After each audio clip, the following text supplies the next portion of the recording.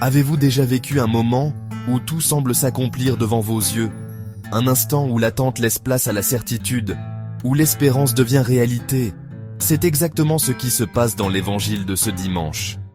Un vieillard attendait toute sa vie, avec une promesse gravée dans son cœur. Et ce jour-là, dans le temple de Jérusalem, il voit enfin ce qu'il espérait. Écoutons ensemble ce passage de l'évangile selon saint Luc. Puis, nous prendrons le temps de le méditer et d'en comprendre toute la profondeur.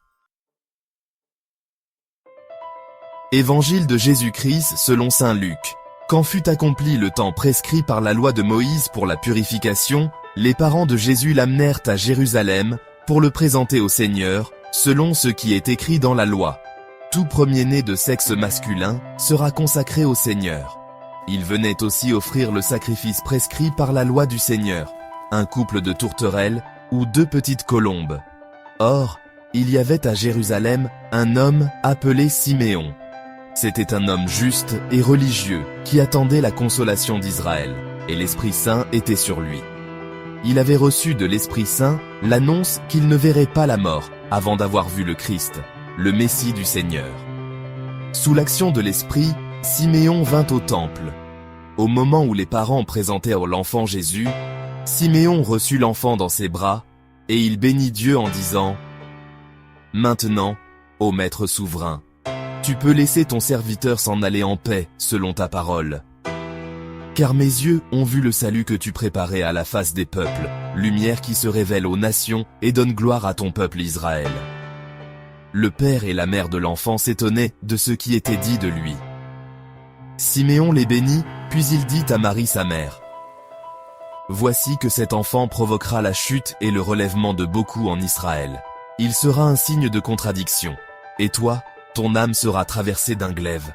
Ainsi seront dévoilées les pensées qui viennent du cœur d'un grand nombre. » Il y avait aussi une femme prophète, Anne, fille de Phanuel, de la tribu d'Aser. Elle était très avancée en âge. Après 7 ans de mariage, demeurée veuve, elle était arrivée à l'âge de 84 ans. Elle ne s'éloignait pas du temple, servant Dieu jour et nuit, dans le jeûne et la prière. Survenant à cette heure même, elle proclamait les louanges de Dieu et parlait de l'enfant à tous ceux qui attendaient la délivrance de Jérusalem. Lorsqu'ils eurent achevé tout ce que prescrivait la loi du Seigneur, ils retournèrent en Galilée, dans leur ville de Nazareth.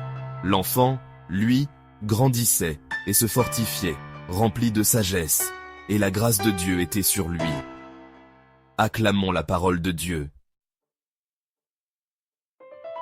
Cet évangile est rempli de symboles forts. Il nous parle d'attente, d'espérance et surtout d'accomplissement. Commençons par Siméon. C'est un vieil homme, juste et religieux, qui attendait le Messie promis par Dieu. L'Esprit Saint lui avait révélé qu'il ne mourrait pas avant de voir le Christ. Et ce jour-là, poussé par l'Esprit, il se rend au temple. Il voit un simple enfant, un bébé, porté par ses parents. Mais en cet instant, il reconnaît en lui le Sauveur. Imaginez un instant l'émotion de Siméon. Toute une vie d'attente, de prière, de confiance. Et enfin, il voit le salut de Dieu devant ses yeux. Sa prière, connue comme le Nunc Dimittis, est une proclamation magnifique. Maintenant, Seigneur, tu peux laisser ton serviteur s'en aller en paix. Siméon ne craint plus la mort. Il a vu l'accomplissement de la promesse divine. Mais son message ne s'arrête pas là. Il annonce aussi que Jésus sera un signe de contradiction. Il provoquera la chute et le relèvement de beaucoup en Israël. Cela signifie que Jésus ne laissera personne indifférent.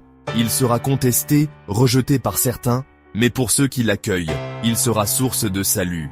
Puis, il y a Marie. Siméon lui adresse des paroles mystérieuses et douloureuses. Ton âme sera traversée d'un glaive. C'est une annonce voilée de la passion de Jésus. Marie, sa mère, devra traverser l'épreuve de la souffrance, voir son fils rejeté, condamné, crucifié. Et enfin, nous avons Anne, une femme de prière et de fidélité.